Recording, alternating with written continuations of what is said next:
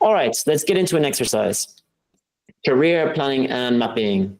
This is in the Align section over here of our master framework. And it is all about finding a career niche. So we want to align it with our character, our skills, and of course that job market demand. And thankfully we have a technique. So we're looking at building your industry knowledge. So that is, how can you make a decision about your career if you aren't informed about what options are out there? Now, if I asked you what kind of actors you could move into, what types of actors and organizations, maybe you could name UN, EU, NGOs, Lasse said, development consultancies, anything else. There's about 50 I've listed out that people do not think of. There's a lot of places you can go with this career. That is the issue. People are not coming into this decision informed, and they're overloaded with options, and they've not narrowed those down. So the first aim here is to build our industry knowledge. We want to look at different specializations. What is humanitarian innovation? What is an economic recovery specialist? What is financial inclusion? What are SDGs? What does this do? What does UNEP do? What does UNFCCC do? Etc., etc. Need to be informed so that then we can aim for something. We both want the informal and the formal.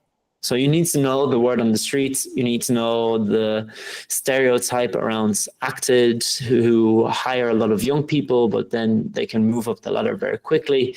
Or maybe the bureaucracy in the UN, or maybe the people who've been at EU for quite a while are not as tech savvy as you might think, not as impressive as you might think, etc., etc.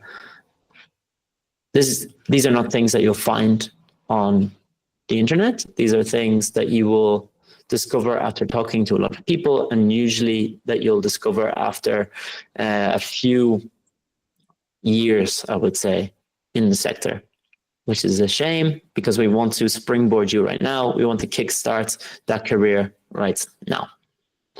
So that's building your industry knowledge. We want to do that. We also want to have a personal reflection, looking at your skills, your interests, and your values, and do a personality test.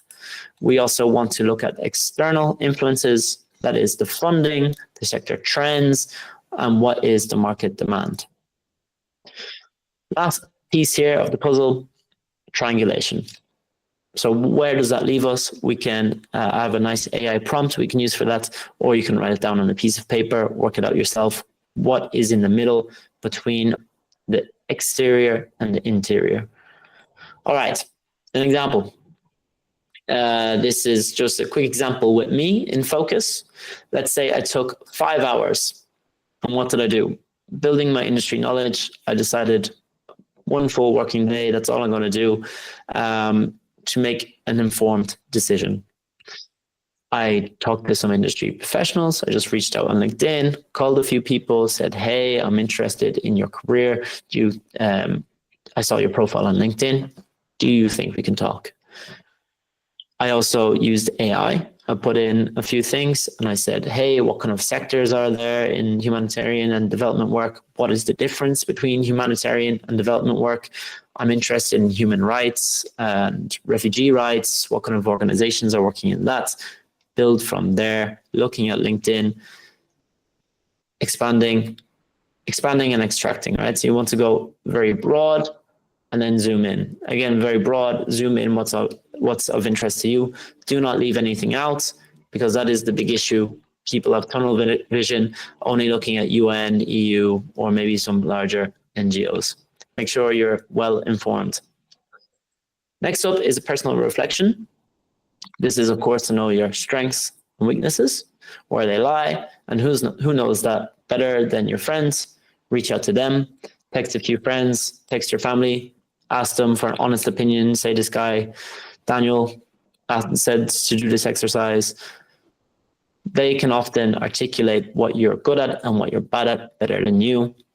I'm sure you can think about your friends and say what they're great at. In an instance, maybe it's harder for you to think about yourself, what you're good at.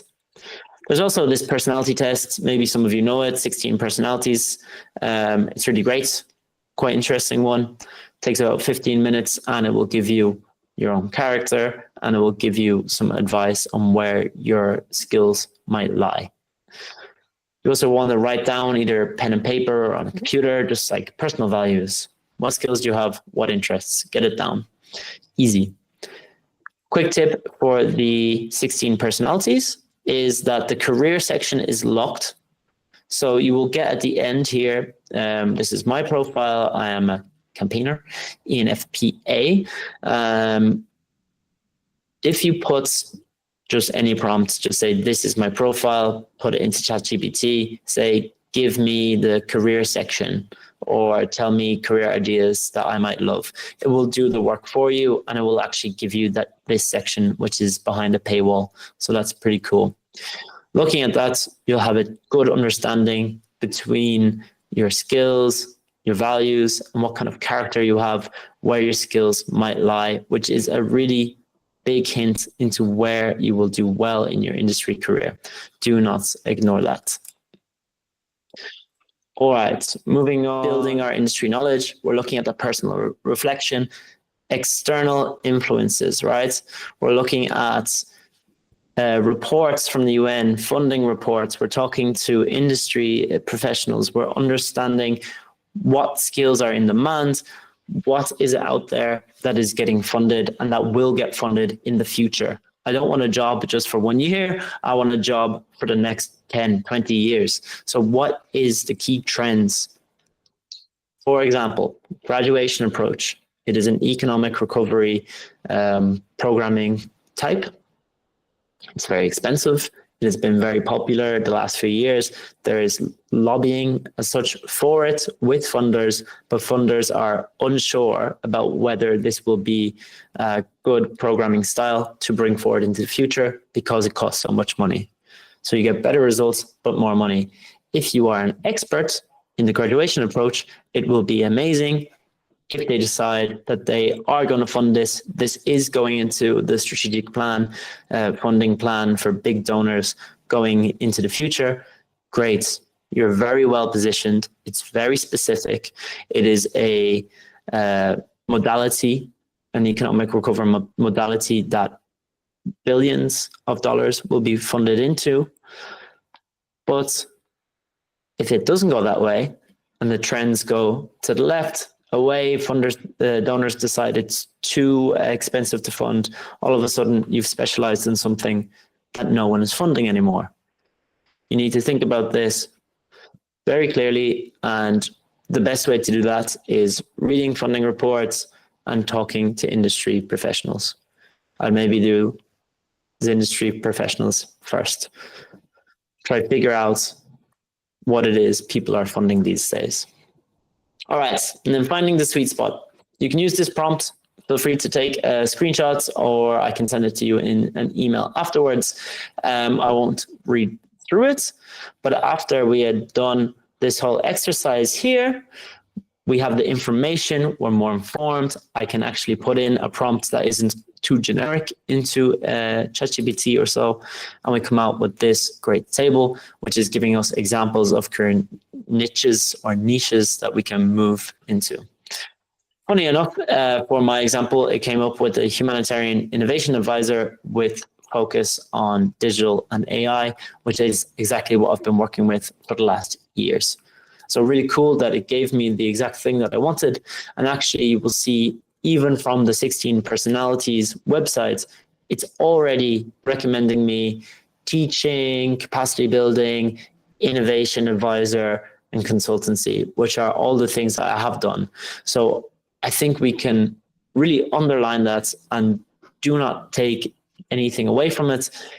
Thinking about where you're going to put all this energy and all this effort is really important. So it's good to narrow that down and get a good career niche for you to focus on. Before we go into building credibility, does anyone have any questions on this whole career niche thing, mapping out where you want to go? So far, so good. Great. Thanks, Beth. Sweet.